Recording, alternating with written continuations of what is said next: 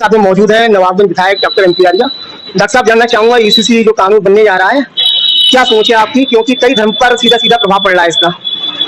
देखिए, किसी धर्म पर किसी तरह का विपरीत प्रभाव नहीं है। एक देश में अलग अलग लोगों के लिए अलग अलग कानून, ये अन्याय है। वास्तव में सबके लिए समान कानून होना चाहिए सारे मामलों में। अगर एक व्यक्ति है उसके लिए अलग तरह का न्याय, दूसरे व्यक्ति के लिए अलग तरह का न्याय, एक व्यक्ति के लिए अलग तरह का कानून, दूसरे के लिए अलग तरह का कानून, ये कैसे संभव है?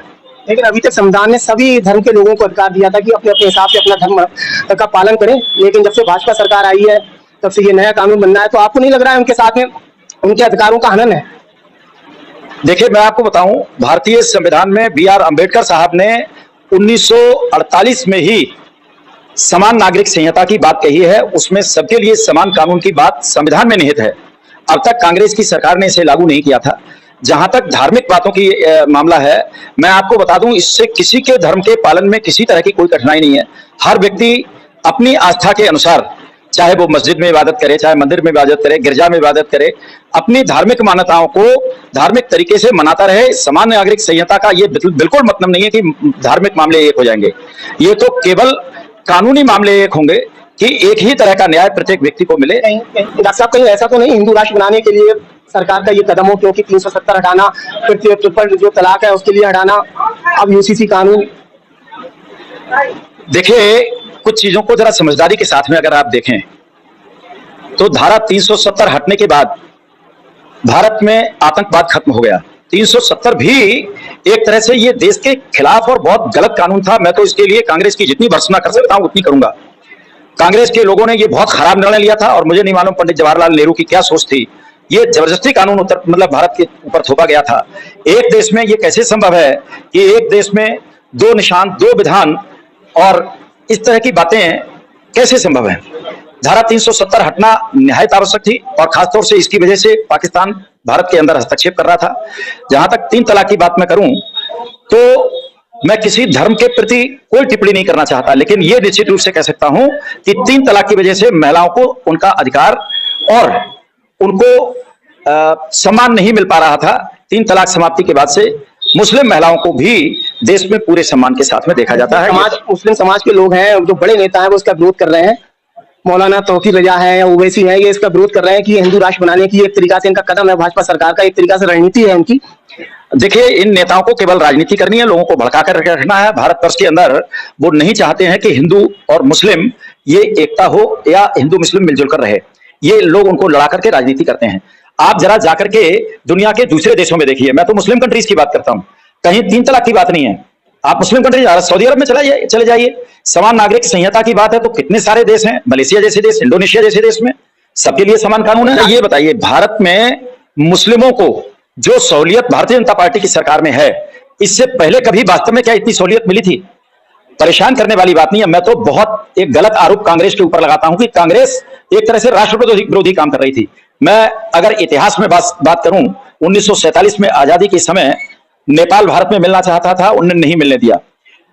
कश्मीर का आज अगर 74,000 वर्ग किलोमीटर क्षेत्र पाकिस्तान के पास में गुलाम कश्मीर के नाम से है, तो ये कांग्रेस की गलत नीतियों के कारण, जवाहरलाल नेहरू की जबरदस्ती हटवादिता के कारण से है।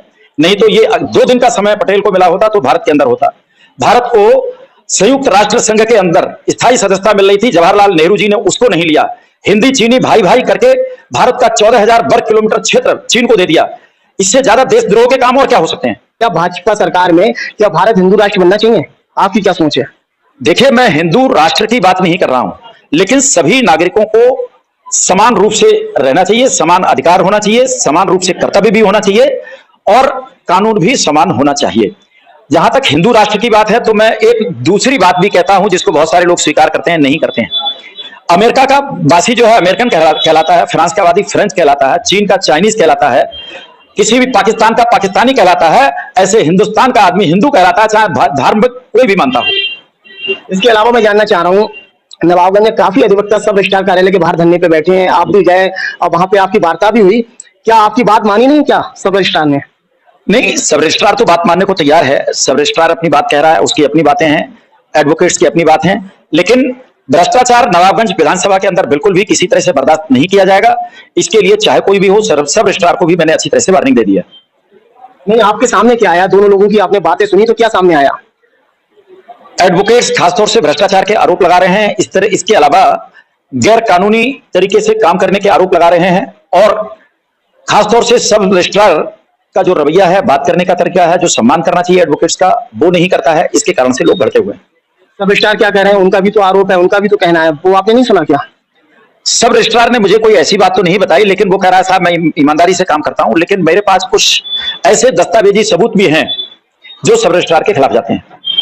इसके अलावा सावन का महीना चल रहा है, कांवड़ियों का लगातार मंदिर में आना जाना लगा हुआ है। तो ये देखा गया है नवाबगंज के ग्राम पंचायत ईंट जागीर में एक शिव मंदिर है, बहुत ही प्राचीन शिव मंदिर है।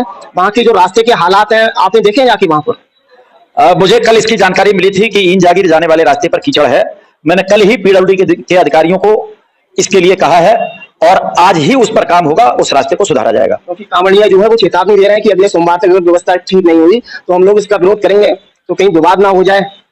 देखिए, कांवड़ियों की चेतावनी की आवश्यकता नहीं है। हम वैसे ही, या हमारी सरकार किसी भी धार्मिक मामले में संवेदनशील है और उनकी सुख सुविधा के लिए पूरी व्यवस्था कर रही है। कांवड़ियों का हम सम्मान करते हैं, और उनको जहां भी मतलब असुविधा होगी हम उसे ठीक कराने का काम करेंगे। साहब, रामलीला 2 महीने बाद आने वाला है। अब पिछली बार क्या हालात रहे आपको पता है, आपके यहाँ भी काफी हंगामा हुआ, और 2 महीने बाद मेला है। इधर से जो मेला अध्यक्ष बने हैं वो रविंद्र गंगवार जी बने हैं, उधर से जो शिव मंदिर की जो महान प्रचार गिरी महाराज, उनकी सीधा सीधा उनकी चेतावनी है कि इस बार जो मेले का आयोजन होगा वो ग्राम पंचायत के माध्यम से होगा, तो फिर से पहले की तरह कहीं तनाव की स्थिति नहीं बन जाएगी। देखिए, मेरी समझ से तो नहीं बनना चाहिए। पिछली बार भी हम लोगों ने कोशिश की थी कि मामला ठीक हो जाए, लेकिन जैसे भी सही, बाद में समझौता होकर के मामला ठीक हुआ था। और मुझे लगता है कि सबको मिलकर के इस बार उस धार्मिक आयोजन का आयोजन ठीक से करना चाहिए। नहीं, इसका आधार मजबूत लग रहा है आपको? जैसे नगर के लोग ये कह रहे हैं कि रामलीला सोसाइटी अभी तक पिछले 7 सालों से मेले का आयोजन करती आई है। ग्राम पंचायत के ग्राम प्रधान और महान प्रचार गिरी महाराज, उनका ये कहना है कि हमारे ग्राम पंचायत क्षेत्र में ये रामलीला की जगह आ रही है, तो रामलीला का मेले का आयोजन जो है हम लोग करेंगे, ना कि रामलीला सोसाइटी करेगी। तो आपको क्या लग रहा है, किसकी बात ठीक है? भाई देखिए, हर आयोजन के लिए एक सोसाइटी होती है गठित, और वास्तव में आयोजन रामलीला सोसाइटी को करना चाहिए। केवल किसी ग्राम पंचायत क्षेत्र में कोई स्थान होने का मतलब आप उसके अधिकारी नहीं हो गए। और वैसे भी मैदान आपका नहीं है, मैदान सेना का है। आपको लग रहा है रामलीला सोसाइटी को करना चाहिए? बिल्कुल करना चाहिए। जैसे गौवंश के लिए सरकार द्वारा तरह तरह की योजनाएं चलाई जाती हैं, तरह तरह के बजट जारी करे जाते हैं उनके संरक्षण के लिए, लेकिन आपने देखा होगा खेतों में कटीले तार किसानों ने लगा रखे हैं, बहुत से लोगों ने। तो अभी एक ताजा मामला यह है कि बहुत नगला रोड पे एक खेत में कांटे वाला तार लगा हुआ था, गाय उसमें गई और गाय इतनी बुरी तरीका से कट गई कि उसकी मौत हो गई। और यहाँ के जो गौ रक्षक है वो उसका विरोध कर रहे हैं, वो ये कह रहे हैं तार ये ना लगे। तो आपकी क्या सोच है? देखिए, सावन का महीना है, वैसे भी हम लोग चाहते हैं कि सभी पशु पक्षी प्राणी सब सुरक्षित रहें और भगवान भोलेनाथ की आराधना करें। भगवान भोलेनाथ उन सब पर कृपा बनाए रखे। मेरा सभी किसान बंधुओं से निवेदन है कि अपने खेतों में कहीं भी आरी वाले तार ना लगाएं। कांटे वाले भले ही लगा लें, उससे उतना नुकसान नहीं होता है। इसके अलावा बाड़ के रूप में बाकी अन्य व्यवस्थाएं करें, लेकिन आरी वाले तार ना लगाएं। उससे जितने भी, जिनको हम आवारा पशु कहते हैं, निराश्रित पशु कहते हैं, इनको नुकसान होता है। बरसात का मौसम चल रहा है, तरह तरह की योजनाएं की जो भाजपा सरकार जो वायदे करती आई आज तक, आपको लग रहा है वो सब पूरे हो रहे हैं? क्योंकि गड्ढे हैं, रास्तों में पानी भरा हुआ है, विधानसभा क्षेत्र आपका है।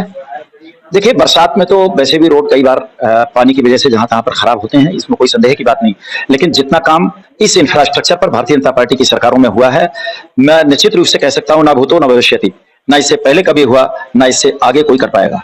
आपके अस्पताल के आगे जो हालात हैं, रोड तो पड़ गई है लेकिन दोनों तरफ नाले नहीं है, तो इसके लिए क्या सोचा है? क्योंकि नाले ना होने से ये देखा गया है कि अम्बेडकर पार्क तक दोनों साइडों में पानी भर जाता है, और ये बहुत निकला वाली रोड है, इसके हालात कितने खराब है।